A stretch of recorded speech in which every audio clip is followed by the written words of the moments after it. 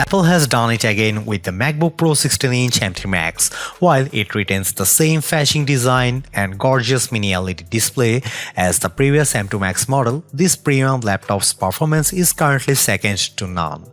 The steep $3,499 starting price stings, but professional creatives and even gamers will get their money's worth. The new 16-inch MacBook Pro with the M3 Max chip is the most powerful laptop we have ever tested. I know I said that about the MacBook Pro 16-inch with the M2 Max processor released earlier this year, but Apple has outdone itself once more with this monstrous notebook. It's easily one of the best MacBooks yet. Other than the new space black color that diminishes fingerprints, the latest MacBook Pro 16-inch is virtually identical to previous models.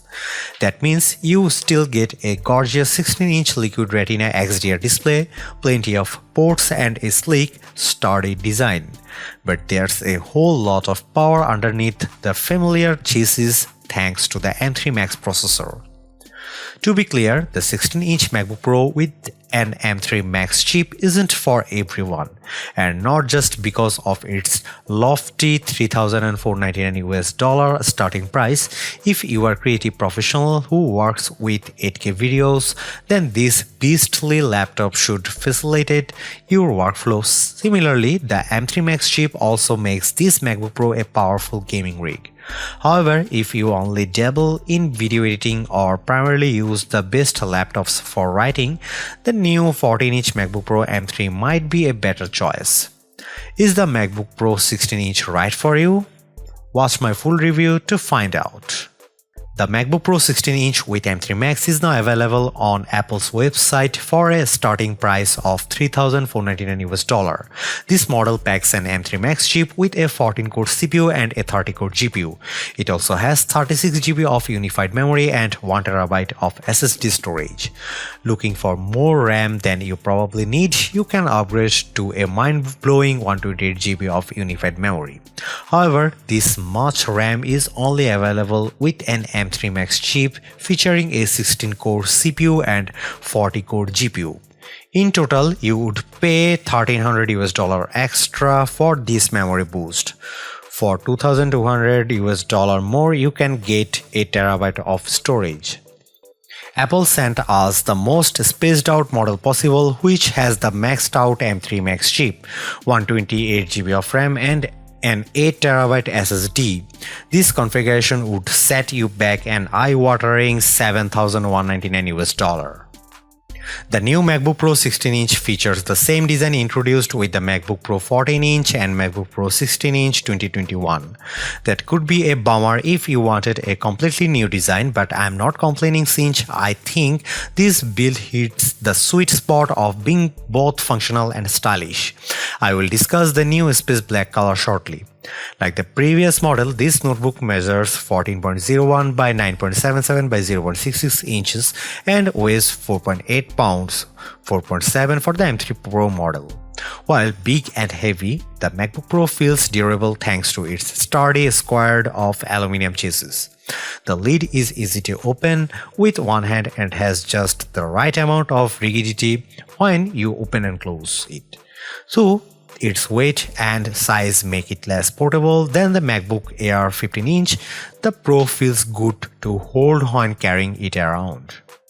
The thin bezels surrounding the 16.2-inch display allow you to see more of whatever you are watching or working on. Before you ask, yes, the notch at the top center of the display hasn't gone anywhere. That might bother some of you, but I have gotten used to the notches on these machines. On a screen this week, I rarely notice the notch. Let's talk about the new space black color. Yes, it looks incredible, but the best part is that the finish has an anodization seal that reduces fingerprints. Reduces is the operative word since you will still get fingerprints on this machine. They are just not as apparent as they would be on a silver or a space gray chassis. I probably shouldn't get as excited about a new color as I am, but it's impressive stuff. The 16.2-inch Liquid Retina display remains as gorgeous as ever. Not only is it bright and colorful, but its 120Hz ProMotion refresh rate makes everything run smoothly, especially games.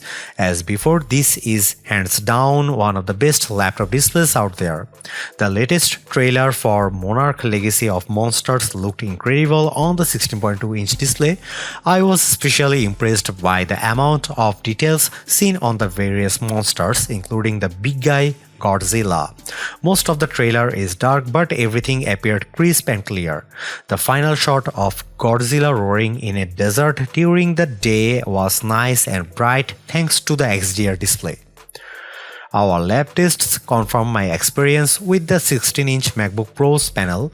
When pointing our colorimeter at the screen, we found that it achieves 116.7% of the sRGB color gamut and 83.2% of the more demanding DCI-P3 color space.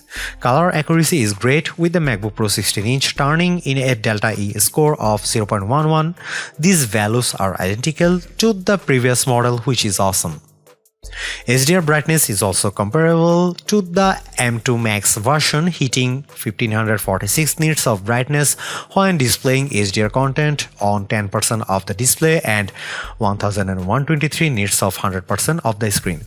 Things get more interesting with non-HDR brightness. Where the M2 Max averaged 455 nits of brightness, the new MacBook Pro averaged 563 nits. That's not the advertised 600 nits of HDR brightness, but it's certainly brighter than before. How does the 16-inch MacBook Pro's display stack up against competing notebooks? The display on Apple's laptop gets brighter than both the Samsung Galaxy Book 3 Ultra and the latest Dell XPS 15 OLED. Samsung's device delivers comparable color saturation and accuracy, while Dell's laptop has more saturated colors and slightly less color accuracy. The 6-speaker sound system made my ears happy thanks to the rich, deep sound quality. Roaring monsters and booming explosions in the Monarch trailer sounded cinematic, with even small details coming through clearly. The detuned guitar riffs in Nevermore's Enemies of Reality sounded appropriately bassy. Overall, the laptop's speakers deliver excellent sound on podcasts, movies, and music. Port selection remains the same as the two previous 14 and 16-inch MacBook Pros. You will find 3 Thunderbolt 4 USB-C ports, an SD card slot, and an HDMI port. There's also a headphone jack and a MagSafe port. The latter is still one of my favorite features on the redesigned MacBooks released in the last couple of years.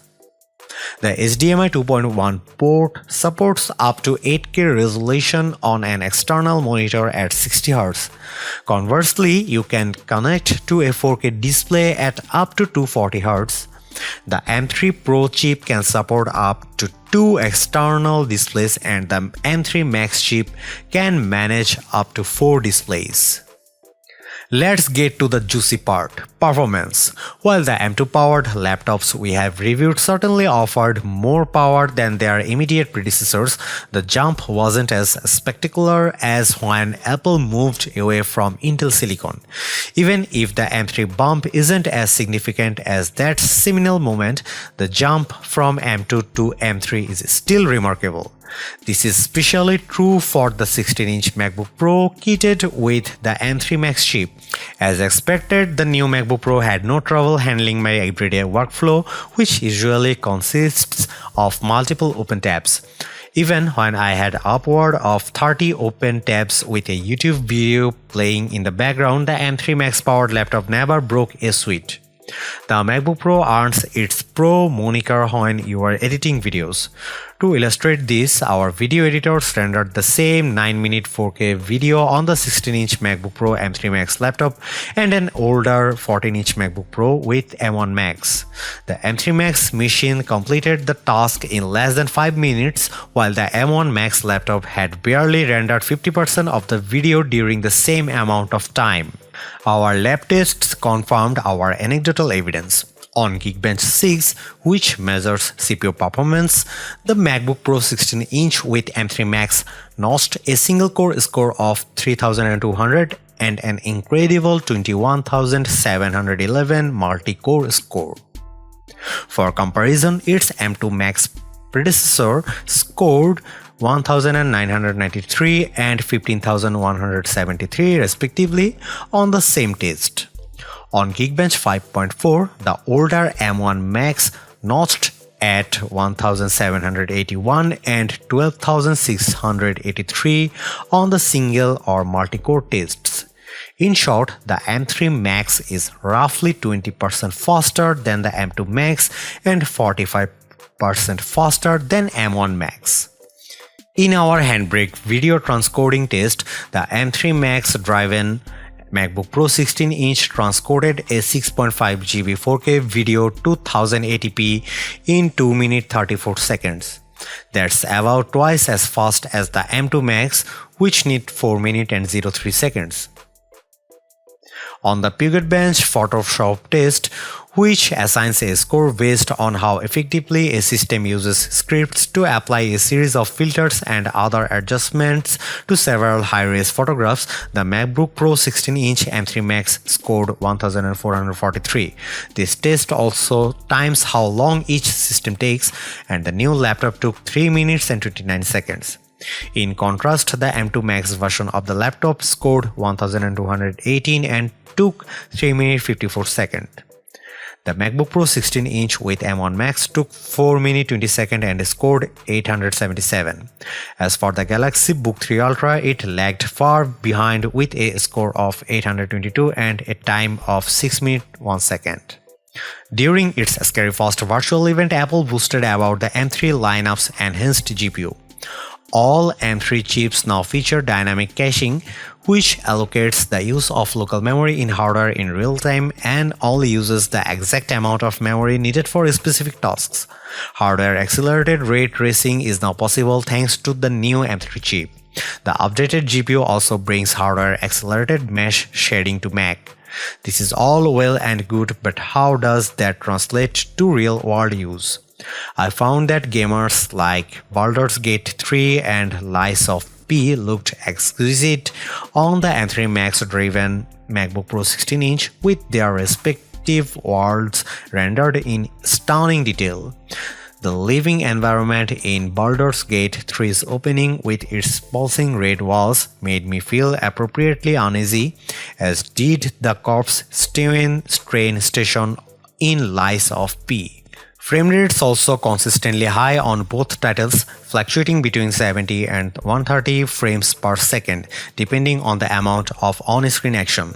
Lies of P has an option to enable or disable metal effects, which is Apple's answer to Nvidia and AMD's upscaling technologies. Frame rates remained in the 130 range with metal effects enabled and around 70 to 80 with the feature disabled. Baldur's Gate 3 didn't have this option, but its FPS remained high throughout. The M3 Max MacBook Pro also performed well in our lab tests. In the 3D Mark Wildlife Unlimited 3D Performance test, the M3 Max MacBook Pro 16-inch scored 31,271 and averaged 187 frames per second. In comparison, the MacBook Pro 16-inch with M2 Max scored 13,000 and averaged 77 frames per second. That's a mighty huge boost in graphical performance. We also ran in-game benchmark for a handful of titles. Shadow of the Tomb Raider reached 118 FPS at 1922 by 1200 resolution and 47 FPS at 2K gaming. The less graphically demanding Sid Meier's Civilization 6 ran at nearly 60 FPS across all available display resolutions. Results for the latter are identical to what we saw from the M2 Max powered laptop, but Shadow of the Tomb Raider's numbers see a significant increase. We don't know if dynamic caching is helping in this case, but it could be the case. The excellent gaming performance I experienced on the MacBook Pro 16-inch kitted with the M3 Max once again proves Macs are more than capable of running graphically demanding games.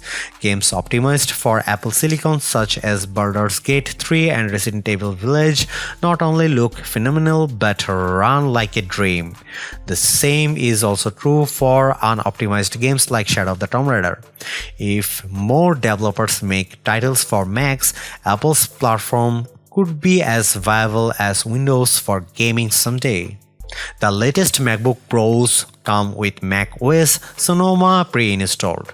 As we said in our macOS Sonoma review, the current version of the operating system delivers minor but helpful features that makes your Mac better, including desktop widgets, Safari profiles, an upgraded game mode, better video conferencing, and more.